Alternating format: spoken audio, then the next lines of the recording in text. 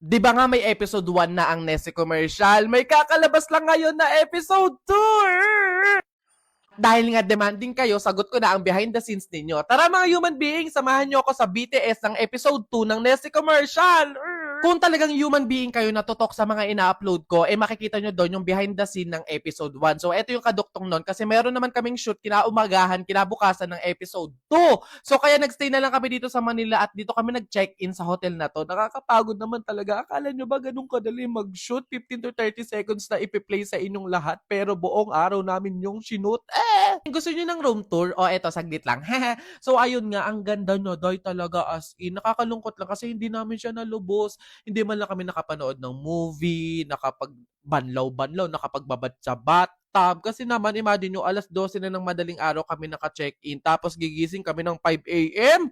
Literal na natulog lang talaga kami, day. Hindi na naman lang namin nalubos. Pero kasi alipin tayo ng salapi, nagtatrabaho tayo, so kailangan nating sumunod. Magandang umaga mga human being. Kahit naman talaga tinatamad siyang bumangon, kulang pa siya sa tulog at gusto pa niya magstay sa hotel ng 1 week. Eto yung masaya dito na lang kami bumawi.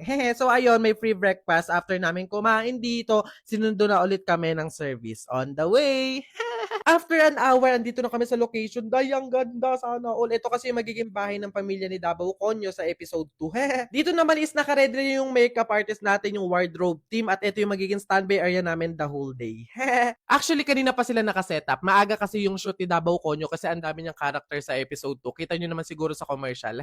Then, ayan, meron na kaming go signal. Kami naman yung inaayusan. Ganun pa din sa mga nauna namin commercial. No makeup look yung atake. Ang pinagkakaiba lang talaga is yung suot or yung wardrobe namin. Bugspoksaan na. Nag-start na yung shoot and yung sinamin dito is kami naman yung ipinakilala ni Davao Conyo sa pamilya niya. So yung acting ko naman dito is parang manghang-mangha na aliw na nakapunta sa malaking bahay na parang hindi ka sanay ganun.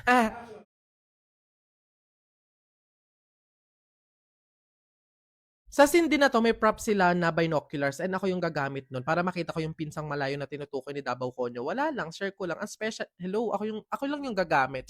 Eto si itself na literal na manghang-mangha na, hindi na siya acting kasi dahil talagang nag-enjoy siya sa binoculars kasi talagang nazo-zoom lahat, kitang-kita mo, kulang na lang pati kulangot ng mga tao.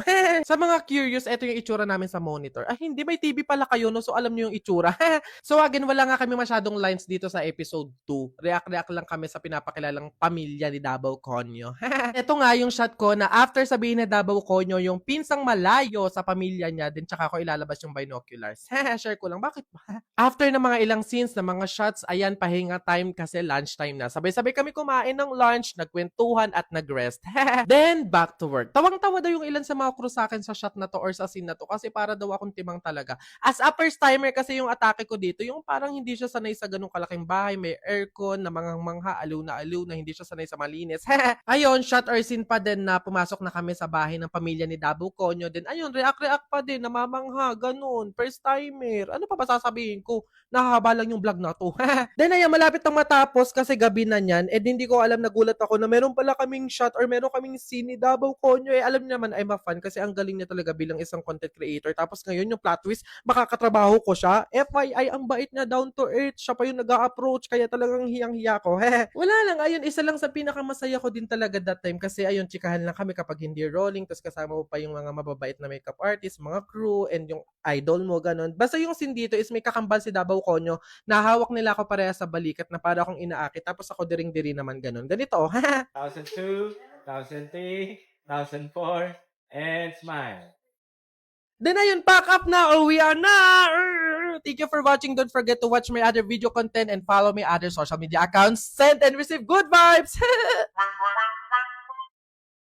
Uy, Cheryl, thank you so much sa pagbisita. Nag-enjoy talaga ako buong araw, promise. Welcome, Beb, at salamat naman sa pagpapatuloy mo sa akin, ha. Una na ako, ha. Bye! Bye, ingat! Shucks, malilit na ako sa pupuntahan ko. Nasa na ba kasi yung kwintas ko? Dito ko lang yun nilagay, eh. Wow, babe! Ang ganda naman nito! Bagay sa akin. Joke! Over naman sa judge. Ba't naman niya kukunin yun, di ba? Tsaka friend ko yun eh. Oh, bala na nga. Di ba? Feeling ko nga magjowa na sila eh. Tingin mo. Siguro. Babe, pabantay nga muna nitong bag ko. CR lang ako. Go, babe. I'm here na. Ah, babe, punta na ako dun sa may counter. Magbabayad na ako. Ikaw ba? Una ka na, babe. Sunod ako. Teka, nasan yung cash ko? May cash akong dala.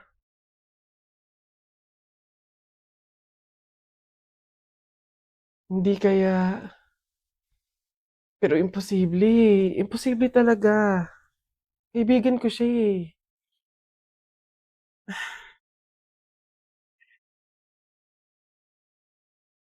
Ay, ang ganda naman ng prene ko.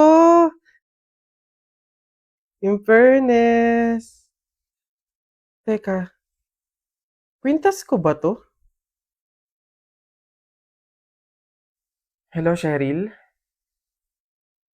Nakita ko kasi yung story mo eh. Huwag kang magagalit ha, pero umamin ka nga sa akin. Kwintas ko ba yung suot mo? Babe, sorry ah. Siguro baka naiinggit lang ako kasi meron kang mga bagay na hindi ko mabili. Yung kwintas na kinuha ko sa'yo, ganong kwintas kasi yung gusto kong regalo sa nanay ko eh. Kaso nga lang mahal, kaya hindi ko mabili. May mga damit din akong nakuha sa'yo kasi sa tuwing nakikita ko yung mga kapatid ko na lalabas, wala man lang silang magagandang damit na naisusuot. Babe, sorry ha.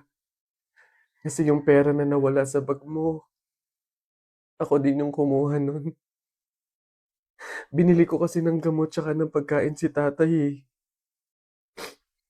Kasi noong mga panahon na yun, nasa hospital siya. 1 linggo na kasi siyang may sakit. Babe naman, sana nanghingi ka na lang or nanghiram. Babe, tutulungan naman kita hanggat sa kaya ko eh. Kasi kaibigan kita. Babe, wala talaga akong mukhang maiiharap sa'yo. At wala akong ibang masabi kundi patawad.